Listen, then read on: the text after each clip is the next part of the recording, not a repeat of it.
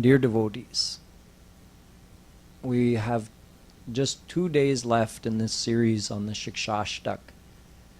Yesterday, I was explaining to you the shlok where Mahaprabhuji is praying to Shri Krishna as we were in the kirtan we were just singing.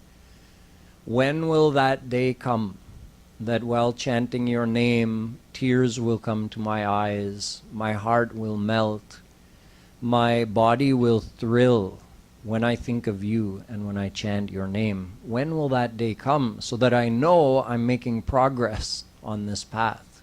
That's one of the primary signs of progress on the path of bhakti.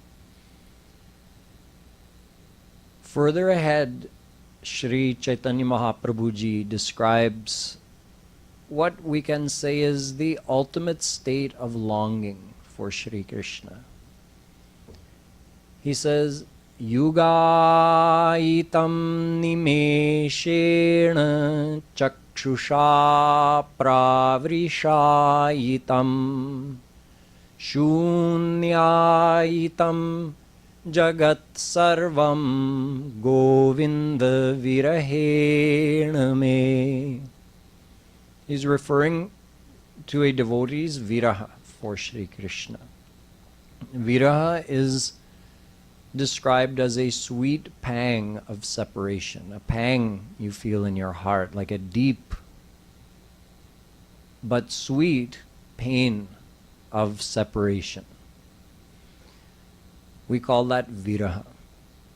Initially it's felt like that. It becomes more intense as the devotee progresses, and it gets to the point that viraha produces a heat in the chest. And tears come from the eyes. Tears flow from the eyes. Just like, well, not just like, but we need something to compare it to. So something like in the world, when you're separated from someone you love, you might cry. You might think about them, how much you love them, and how much you wish you could be with them, and you cry. These are tears of separation that we have in the world. But a devotee has such tears for Shri Krishna even though he's never met him yet. But he feels closer and closer. He feels that Shri Krishna could come and meet him at any time. So Mahaprabhuji says, when the devotee's heart is heated in this way by the viraha, it's like heating gold in the fire. Gold may have some impurities, but the more times you put it in the hot fire, it starts glowing and those impurities get burnt off. That's what happens to our heart. The fire of viraha and the tears. So the fire burns away the impurities and the tears wash away the impurities. The two work together to clean our heart. Eventually a devotee reaches such a stage of heart purification that they desire Shri Krishna so much that there is nothing else for them. Shunyayitam jagat sarvam. The whole world becomes shunya, becomes empty for a devotee at that stage. Govinda virahena me. In viraha of Govinda, the whole world becomes blank. There's a steady, constant stream of tears flowing from the eyes. And yugayitam nimeshena. One nimesh is like a blink of an eye. A blink of an eye feels like a yug. A yug is hundreds of thousands of years. When you're separated from someone you love and maybe you're counting down the days until you meet them. So when you're, okay, there's 17 days left. And then part of the day goes by and you're thinking, oh, it's still 17 days. And then the next day comes and okay, it's 16 days. But the days just go on and on when you're counting down like that. Just like kids count down at the end of the school year. It seems like those last few days just take forever. And when the vacations are coming to an end, at that time they don't want it to end, so those days go by very fast. The viraha is like that. That restlessness to meet Shri Krishna is like you're counting down the days to something you really want to happen. Those days just last forever. So here the intensity of the longing is such that every moment feels like hundreds of thousands or even millions of years. Imagine time being stretched, your experience of time being stretched to that extent. We can look inside ourselves and we can judge how much progress we've made and how much farther we have to go. आप अपने अंदर देख सकते हैं और समझ सकते हैं कि हम कितनी दूर चले हैं और कितना बाकी है, कितनी तीव्र इच्छा है श्री कृष्ण से मिलने के लिए. How intense is your desire to meet Shri Krishna? Does every moment feel like millions of years? No. That's the point we have to get to. Believe it or not, that's where we're getting to. We're moving in that direction. One time a disciple asked his Guruji, Guruji, when will God come to me? Guruji said, I'm busy right now. We'll take up this topic later. I'm going down to have a bath in the river right now. You can join me. So the disciple accompanied him down to the river and they took a bath in the river. So when they were in the shallow river, maybe up to here or up to here, Guruji took his disciple's head and pushed it under the water. So at first the disciple was thinking that, Guruji must have something he wants to teach me, so I'm not going to struggle. He just stayed still, but his breath runs out. So as the breath is running out, he started to get more restless. But Guruji kept holding him under.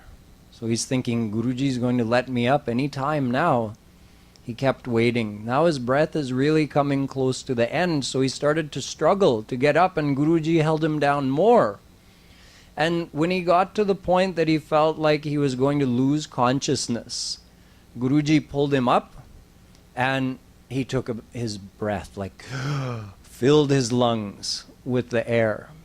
And Guruji gave him a few minutes to recover from that experience. And then he said, you know how much you wanted that breath when it felt like you were going to die? And if you didn't get a breath in the next second, you were going to die? That's how badly you should want to meet Shri Krishna. That's how intense your desire to meet him has to be. When your desire is that intense, he's there. So he's waiting for us to have a sincere, complete, and total desire for him. We're not there yet, but we can judge. Have we improved? Is our desire stronger than it was when we began on this path? That can help us understand that we are making progress, how quickly we're making progress, and how much further we have to go. How much further do we have to go to get to that level of longing? We were just chanting in the Kirtan, Hai hai kari it ut bhajat tanu sudhi bisarai hai. When will that day come that in longing for you, I'll see you and I'll run to meet you and you'll vanish. And then I'll see you over here. So I'll run that direction to meet you and you'll vanish again. And in this excitement, I'll lose the consciousness of my own body. This is such a high state of devotion. One time It's told in Braj, there was a Babaji, and this Babaji was aged, and he was a devotee of Shri Krishna. He was a Madhurya Bhav devotee. So this Babaji thought of himself as one of Krishna's gopis, and he loved Shri Krishna with that Priyatam Bhav. He was in this state where he was so much longing to see Krishna, he would actually have a devotional vision of Krishna. He would see him over there and he would run to grab him, and Krishna would disappear. And then he would see him over here, so he'd run over there to grab him. And one time when that was happening, Krishna was playing with him in this way. His heart wasn't completely pure yet, so Krishna hadn't appeared, but he was very close.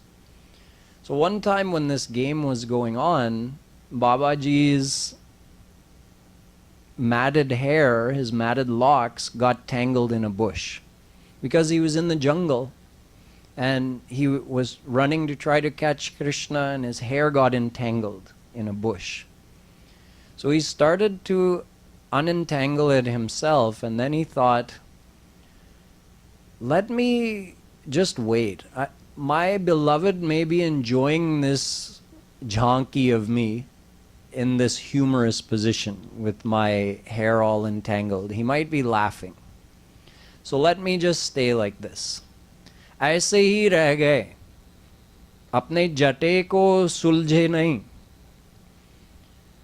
ऐसे खड़े रहे, एक दिन के लिए, 2 दिन के लिए, 3 दिन के लिए. He kept standing there for a whole week.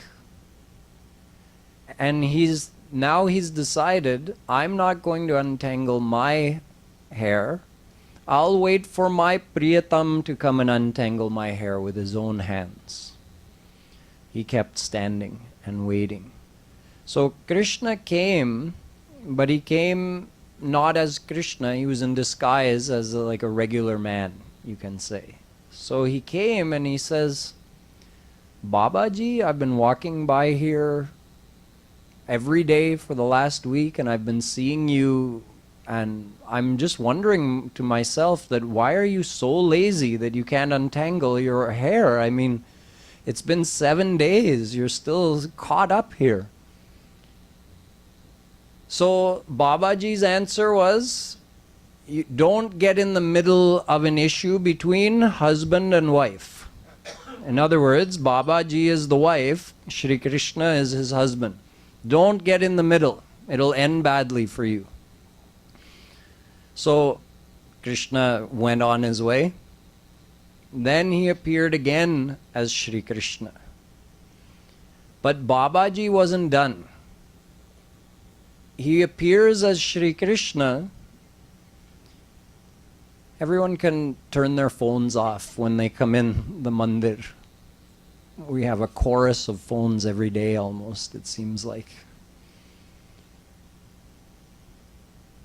So Babaji wasn't done with Shri Krishna.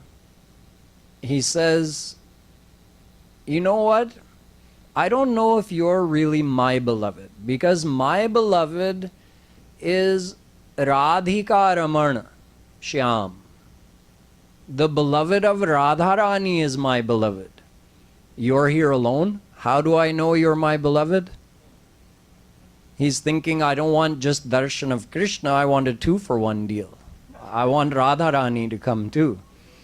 So, yeah, Krishna was reaching out to untangle his hair. He said, no, don't you dare touch another man's wife. Yeah, how do I know you're my beloved? You bring Radharani, then I'll know you're mine. So, Shri Krishna went, saw Radharani, he says, looks like you're going to have to come too. There's no way out of this one. Babaji's stubborn. So both Radha and Krishna came and appeared before him. Then he says, oh, you're my beloved. Okay, then Krishna came and untangled his hair and he met his beloved. So imagine having that level of longing and that level of confidence. That's the level we will rise to if we keep following this path. So in this shlok, Mahaprabhuji is describing this beautiful state of elevated devotion, it comes just at the top of the devotional ladder before God realization.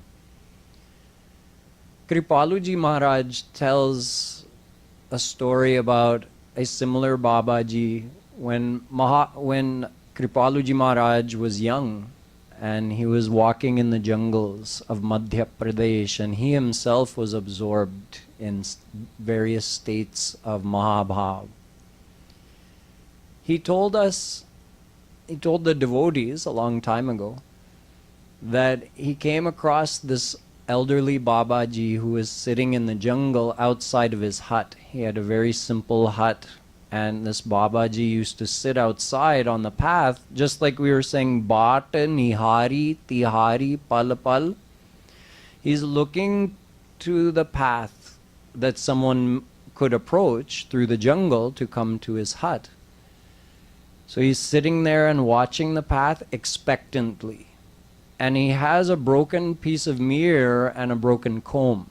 And he's sincerely trying to comb out his beard, which is quite tangled, and his hair, which is also quite tangled. He's trying to make himself look good. So Maharaji was watching him, and he saw that as he was combing, he would actually say, Ha Shyam, and he would fall unconscious in longing to meet Krishna. So he was looking to the path, waiting for Krishna to come. He would fall, and his mirror and comb would fall on the side. And then after some time, he would wake up, and he would look around, and he wouldn't see Krishna. And then he'd pick up his comb, and he'd pick up his mirror, and he'd again start trying to comb his hair. And again, Ha Priyatam, and he'd fall unconscious, and the mirror would fall over there, the comb would fall over there. And when he woke up again, he'd do the same thing. So Maharaji went over to him and inquired, Babaji, why are you trying to comb your beard and hair? He said, I'm Krishna's gopi, and he may come any time. He may come any moment. I'm just waiting for him for years here in this hut, in this jungle. And I want to look presentable when he comes. I want him to be happy seeing me. I want to look nice. Imagine having nothing else but that desire and that confidence. Total longing and total confidence that he's coming. He's coming any moment. This is the parakashtha of longing. So we can aspire to that, and we can also just observe our own feelings, observe how they develop over time as we practice devotion. There are two more shlokas remaining. One of them is a reminder about selflessness. Ashlishya va padaratam pinashtuma madarshanan marmahatang karotu va yatha tatha va vidadhatulam pato mat prananathastu saivana parah. In the words of a gopi, Mahaprabhuji is saying to Shri Krishna that, well, what he's really doing is giving a challenge. If you'll remember earlier in one of the first shlokas I explained, Mahaprabhuji was saying that we should be selfless. He was saying, I want your ahaituki bhakti, your unconditional love for you. Here he's giving an example of this kind of unconditional love. So he says, as a type of challenge to Shri Krishna, that you may treat me in three different ways. There are only three possibilities. You can hug me In other words, shower your affection upon me. You can do the opposite. You can scold me. You can even tell me to get out.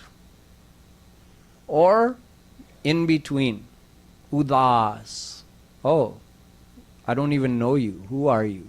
You don't even look at me. So either affection, cope, or udasinata, just not even knowing me, not even recognizing me. These are the three possible ways that you can behave with me. So in the words of a gopi, Mahaprabhuji is saying, I'm giving you a challenge. No matter how you behave with me, my love will go on increasing. Yatha tatha. However you want. You behave any way you want. Good, bad, indifferent. It doesn't matter to me. My love for you will go on increasing. If you give me affection, my love will go on increasing. If you scold me and kick me out, my love will go on increasing equally. And if you ignore me completely, my love will go on increasing. This is practical selfless love. This is one practical example. This type of love doesn't exist in the world. It's not even possible to consider loving somebody like this.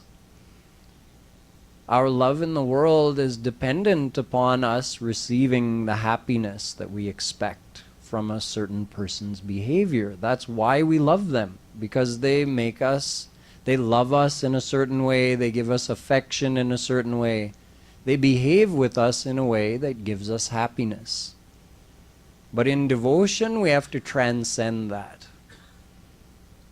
Even though we can't meet Shri Krishna yet, अभी उनसे मिल नहीं सकते, लेकिन फिर भी ऐसी भावना बनानी चाहिए, हृदय में ऐसी भावना बनानी चाहिए.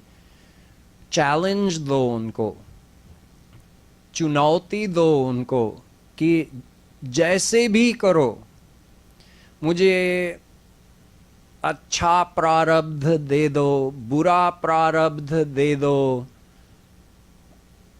मैं हिलने वाला नहीं हूँ. ये चुनौती है. मैं हिलने वाला नहीं हूँ, तुम कुछ भी करो. क्यों? क्योंकि मुझे और कोई है नहीं, तुम ही मेरे हो, तो मैं और कहाँ जाऊँगा?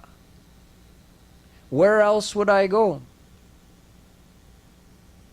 यथा तथा वा विदधातु लंपटो मत प्राणनाथस्तु स एव ना परः.